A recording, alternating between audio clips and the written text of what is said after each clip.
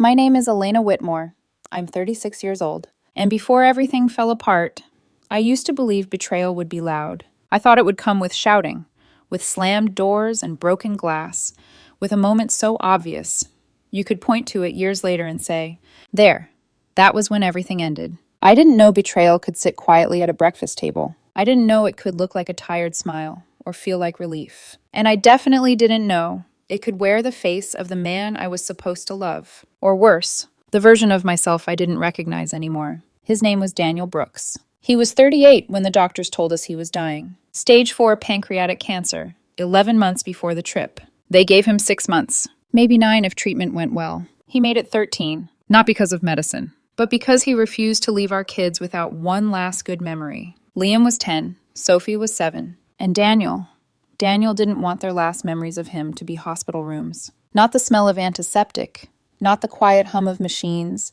not the way his skin had started turning yellow, or how his body was slowly disappearing in front of them. So he chose something else. Disney World. Not for himself. For them. He planned it like it was a mission. Every ride, every meal, every moment mapped out like time was something he could still control, even when his body had already started betraying him. By the time we boarded the plane, he could barely walk through the airport. I had to push him in a wheelchair. He hated it, not because it hurt his pride, but because it made things real. Liam kept asking questions. Why does Dad need help? Sophie didn't ask. She just cried quietly into my shoulder, like she already understood something the rest of us were pretending not to see. We were supposed to have 5 days. 5 perfect days. That's what we told ourselves. But here's the part I wish I could erase. The part that doesn't fit into the version of me I want to believe I was. I had already started leaving long before that trip. Not physically, not yet, but emotionally, I was gone. His name was Ethan Cole, 29, worked in sales at my office. No kids, no sick partner, no late-night hospital visits or medication schedules. With Ethan, life felt normal, easy, like I could breathe again. Like I wasn't slowly suffocating under the weight of watching someone I loved disappear. He didn't look at me like I was a caretaker. He looked at me like I was still alive. It started 4 months before the trip. Small things. Lunches that ran too long. Messages that crossed lines we pretended weren't there. Until one day, we stopped pretending. Daniel didn't know. How could he? He was too busy trying not to die. Too busy smiling through pain so our kids wouldn't be scared. Too busy holding our family together, while I was quietly stepping outside of it. 2 weeks before we left for Disney, I told Ethan. The dates. The plan. Everything. He smiled in that easy way of his and said, I could fly down for a day. I should have said no. I should have blocked his number right there. I should have remembered the man sitting across from me every night. The one losing weight, losing strength, losing time. The one who still reached for my hand like I was his anchor. But I didn't. Instead, I said, book a hotel off property. And in that moment, I made a decision that would cost me everything. Day 1 at Disney was Animal Kingdom. Daniel lasted 4 hours. 4. The heat destroyed him. He kept sitting down, kept drinking water he couldn't keep down. By the time we got back to the hotel, his lips were cracked, bleeding. He slept for 14 hours straight. That night, I lay beside him, listening to his breathing, heavy, uneven, that faint rattle in his chest the doctors had warned us about. Fluid, time running out. Sophie slept curled up in one bed, Liam in the other, our family, all in one room, together, for what we all knew was probably the last time. And I picked up my phone, opened our messages, and typed, tomorrow, send me the address, I'll come around 10. Daniel shifted beside me. Even in his sleep, he looked uncomfortable, like his body couldn't find peace anymore. I watched him for a moment, really watched him. The man I had built a life with, the father of my children, the person who trusted me completely. Then my phone buzzed. Ethan, I can't wait to finally have you all to myself. I turned the screen face down, closed my eyes, and told myself a lie so small. It didn't even feel like one at the time. Just a few hours. No one will know. That was the night everything truly began to fall apart. I just didn't hear it yet, because betrayal doesn't always make a sound when it starts. The next morning began like ordinary disaster. Too bright, too early, too cheerful for the kind of day that should have come with thunder. The hotel breakfast room was crowded with families in matching shirts, children wearing mouse ears too big for their heads, parents balancing trays of waffles and coffee like this was the beginning of joy. For us, it was the beginning of the end. Daniel looked worse than he had the night before. His skin had gone that pale gray color I had started pretending not to notice. His cheeks were hollow, There was a tremor in his hand when he reached for his fork. He had lost more weight again, somehow, in just 2 days. It was in the way his t-shirt hung from his shoulders, in the sharpness of his collarbone, in the terrible fragility of him. And still, he smiled at the kids. He cut Sophie's waffle into careful little squares because she liked them that way. He helped Liam pour syrup even though his own fingers were shaking. He asked them which ride they wanted first, like this was just a normal family vacation and not a man spending his last strength trying to build memories his children could survive on after he was gone. Pirates first, Liam said immediately. No, Sophie argued, grinning for the first time in days. Castle first. Daniel laughed softly, the sound thin but real. We can do both. We've got a whole plan. He actually pulled a folded park map from his pocket. He had highlighted routes, written notes in the margins, circled the parade time, marked where to get Sophie the belle dress he'd promised her. He had studied Magic Kingdom the way some people study for finals, because he knew this trip wasn't just a trip. It was goodbye disguised as childhood magic. And while he was talking to them, I was under the table checking my phone. A message from Ethan. Room 237, already here. Brought wine. Can't stop thinking about you. I stared at it longer than I should have. Then I looked up. Daniel was wincing as he shifted in his chair, trying to hide it from the kids. Liam was talking so fast he could barely breathe. Sophie was smiling with syrup on her chin. The whole table was full of something fragile and precious and almost gone. And I still made the choice. I set my fork down, pressed my fingers to my temple, and said, I think I'm getting one of my migraines. The words slid out so easily they frightened me. Daniel looked up immediately. Not annoyed, not suspicious, just concerned. That was the worst part, the thing that still claws at me when I can't sleep. He was the one dying, and he was worried about me. His face changed in the smallest way when I said it. Just a flicker. A tiny collapse around the eyes, like some part of him had expected disappointment, but another part had still hoped I would stay. You want me to come back with you? He asked quietly. The kids could go to the hotel club for a little while. No, I said too quickly. No, you guys go. I'll sleep it off and meet you after lunch. Liam's shoulders dropped. But Mom, he said, you're gonna miss pirates. Sophie reached across the table and touched my hand. Her fingers were sticky and warm and so small it hurt. You'll miss the parade too? I forced a smile. I'll catch the next one. There was a pause after that. A strange little silence in the middle of all the breakfast room noise. Then Daniel pushed back his chair and stood slowly, bracing one hand on the table. Even getting up looked painful. He came around to my side and helped me to my feet. Helped me. The man whose spine was full of cancer put his hand under my elbow and steadied me like I was the fragile one. You sure you're okay? He asked softly, glancing at the kids so they wouldn't hear the worry in his voice. You've been getting a lot of headaches lately. I'm fine, I said. Just stressed. He studied my face for 1 second too long. Then he leaned in and kissed my forehead. It was a gentle kiss, familiar, tender, the kind that comes from years of shared life, shared exhaustion, shared promises. I love you, he murmured. Thank you for doing this, for bringing us here. It means everything. I opened my mouth and couldn't say it back. I nodded instead, just nodded. Then I turned and walked away from my family, while my daughter was still asking if Belle would be at the castle before lunch. The Uber ride to Ethan's hotel took 22 minutes. 22 minutes of Florida sunlight flashing through the window, while my phone sat in my hand like a weapon I was pretending not to recognize. At a red light, I checked it. A text from Daniel. Got the kids on Dumbo. Sophie's laughing so hard. Wish you were here. My chest tightened for a second. A second. Then I typed back. Hope you all have fun. I'll feel better soon. Love you guys. That last line almost made me sick. Not because it was a lie, but because some broken part of me still believed I could love them and betray them at the same time. I put my phone on Do Not Disturb before the car even reached the hotel. That choice matters. People always ask when the unforgivable thing happened. Was it the affair itself? Was it the lie at breakfast? Was it leaving? For me, it was that.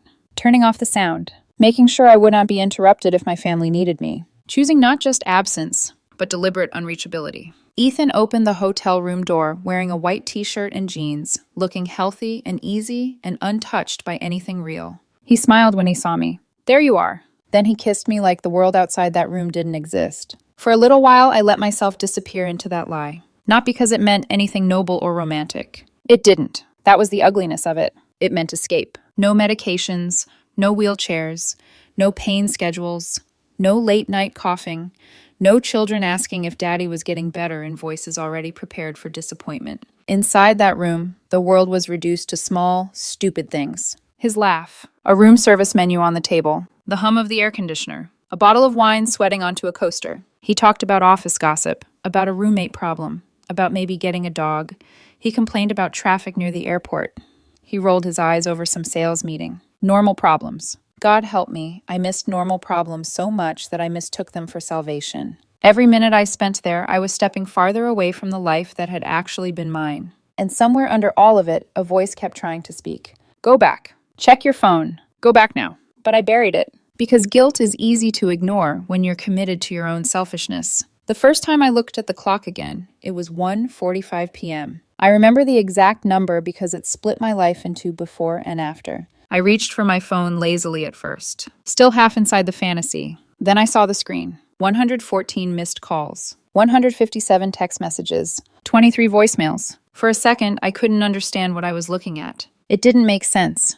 My brain refused to line the numbers up into reality. Then I started opening the messages. The first one from Daniel. Where are you? I need you. Then, I'm not feeling good. Really not good.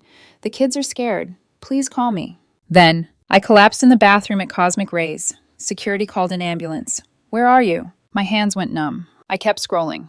They're taking me to Celebration Hospital. Sophie is hysterical. Liam won't stop crying. They're asking if I want them to call someone else.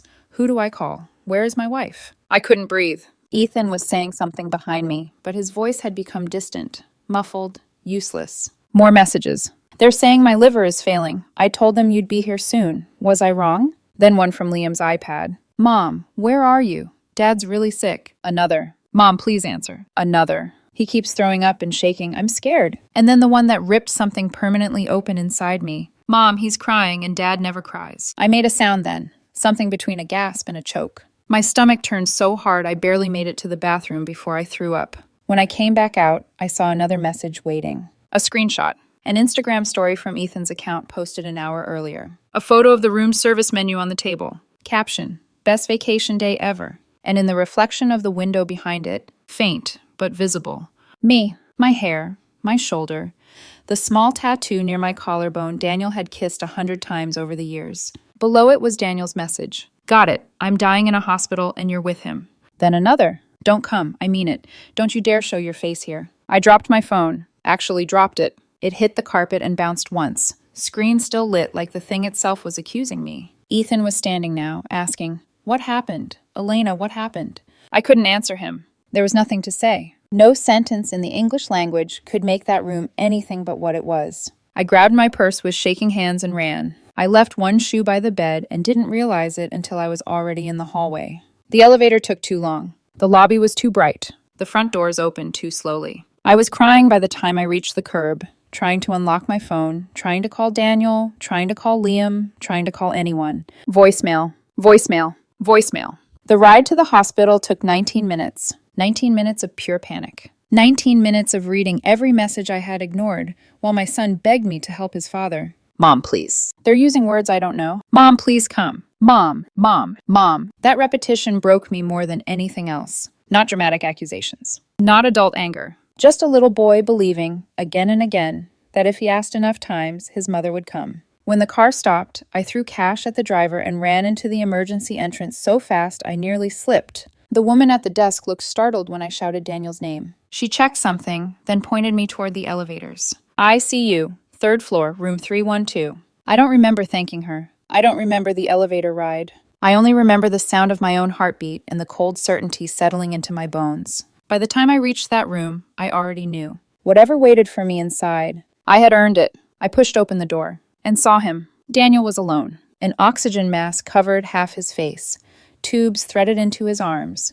Machines blinked and beeped around him with terrifying calm. His skin looked waxy under the hospital lights. His eyes were closed. For one horrible second, I thought I was too late. Then his eyes opened. He looked at me, and everything in his face changed. Not relief, not grief. Something colder, something final. I stepped toward the bed. Daniel! His voice came out rough and quiet behind the oxygen mask, but every word landed like a blade. Get out! I thought I hadn't heard him correctly, not because the words were unclear, but because some part of me still believed I had the right to be there. Daniel, my voice broke, please, get out. Stronger this time, not louder. just sharper. Like whatever softness had once lived in him for me had already been cut away. I stopped a few steps from the bed. The machines around him kept beeping, steady, indifferent, alive in a way that felt cruel compared to how fragile he looked. "Where are the kids?" I asked, my voice trembling. "Are they okay?" He let out a slow breath through the mask. "They're with a social worker," he said, because their mother wasn't there. Every word was controlled, measured. That was worse than shouting. "You know what Liam asked me?" he continued, staring at the ceiling instead of at me. When I collapsed, my throat tightened. "Daniel, please." "He asked if he should call you." A pause, a long one, and I told him yes. His jaw flexed slightly. I told him, "Call your mom, she'll come." My legs felt unsteady. I reached for the back of a chair just to stay upright. "You know how many times he called you, Elena?" I couldn't answer. 47. The number hit harder than anything else. 47 times our son called you while I was on the floor of a public bathroom trying not to die. My vision blurred. "My phone was on silent," I whispered. "I didn't know." "You didn't know," he repeated. There was no anger in his voice now, just something hollow. "You didn't know because you were with him." He said Ethan's existence without saying his name. Still, I felt it, like something rotten finally dragged into the light. "How long?" he asked. I closed my eyes for a second. There was no point lying anymore. 4 months, he laughed. It was a terrible sound. Wet, broken, almost unrecognizable as something human. 4 months, he repeated. So basically since the doctors told us I was dying. "It wasn't like that," I said quickly. "Daniel, it happened." "Then explain it." His voice cracked for the first time. "Explain how you looked at me, at us, and decided this was acceptable." I opened my mouth. Nothing came out, because there was no explanation that didn't sound exactly like what it was. Selfish, cowardly, cruel. I started, my voice shaking. I needed something that felt normal. I needed to breathe. Normal? He tried to push himself up slightly. The movement sent a spike of pain through him so intense his entire face twisted. The monitor spiked. I instinctively stepped forward. "Don't," he snapped. I froze. "You want to know what's not normal?" he continued, breathing harder now. "Dying at 38, leaving your kids without a father, watching your own body shut down while your partner starts looking for your replacement." Tears were running down my face, but I couldn't wipe them. "Try being the one who's actually dying, Elena," he said. "Try feeling your organs fail. Try waking up every day knowing you're running out of time. Try looking at your kids and knowing you're not going to be there for their birthdays, their graduations, their lives." His voice broke completely then. "And then try doing that while the person you trusted most disappears." "I didn't disappear," I whispered. He turned his head slowly and finally looked at me. Really looked. The disappointment in his eyes was worse than hatred. "You disappeared when it mattered." Silence filled the room, heavy, suffocating. Then he spoke again, quieter this time. "The kids are with Child Protective Services." My heart dropped. "What?" "They had no guardian present," he said flatly. "Their father was unconscious. Their mother was unavailable." "That's not, I'm here now." "You weren't there when it counted." The truth of it landed like a physical blow. "They're in temporary emergency placement," he continued, "until my parents get here." "Daniel, please," I said, stepping closer despite myself. "Let me see them. They need me." "They don't need you." The words were immediate, final. "They needed you this morning," he added, "and you chose not to be there." "I made a mistake," I said, my voice rising, desperate now. "One mistake." "One?" That almost made him smile. A bitter, broken version of it. "You think this was one mistake?" He gestured weakly toward me. "This was months of choices." I couldn't argue with that. "I can fix this," I said, even as the words felt hollow. "I'll be here now. I won't leave again." "You don't get to fix this." A knock interrupted us. A doctor stepped in, young, professional, uncomfortable. "Mr. Brooks," he said gently, "I need to discuss your condition." He glanced at me. "And you are?" Before I could answer, "She's leaving," Daniel said. The doctor hesitated. "Sir, she should have been here 6 hours ago." Silence. The doctor shifted awkwardly. "Mr. Brooks." "I don't want her here," Daniel said. "Not for this. Not for anything." Every word was deliberate. "She doesn't get to stand here and pretend to care." Something inside me cracked. "Daniel, please." "You're not my partner anymore," he said quietly. "You're just the woman who used to be before you decided I wasn't worth staying for." That was it. That was the moment I understood. There was no repairing this. No undoing. No version of events where I walked this back and we returned to who we had been. I stood there for a few seconds longer, waiting, hoping, for something. A look, a hesitation, a sign that some part of him still wanted me there. There wasn't one. He turned his head away. Conversation over. Decision made. I walked out. The social worker's office was on the second floor. I don't remember how I got there, only that my hands were shaking when I knocked. She opened the door with a practiced expression. Kind, but distant. Ms. Whitmore? I nodded. My children, I said immediately. I need to see them. She gestured for me to sit. They're safe, she said.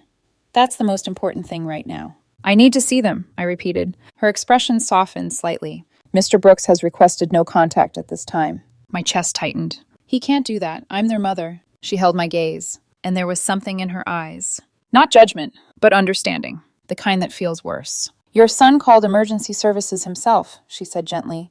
He was alone with his father while he was unconscious. Your daughter experienced a severe panic response during transport. Every word felt like it was peeling something back. They've been through a traumatic event, she continued. Right now, their father believes contact with you may not be in their best interest. That's not fair, I whispered. She didn't argue. Fair isn't the priority, she said. Stability is. I sat there, unable to move, unable to breathe properly. I just want to see them, I said again, weaker this time. I'm sorry. I waited in the hospital lobby for 5 hours. 5 hours watching people come and go. Families crying. Doctors moving quickly. Life continuing around me like nothing had ended. When Daniel's parents finally arrived, I stood up too fast. Please, I said, I need to talk to you. His mother walked past me like I didn't exist. Didn't even look at me. His father stopped. Just for a moment. His face was tired. Hard.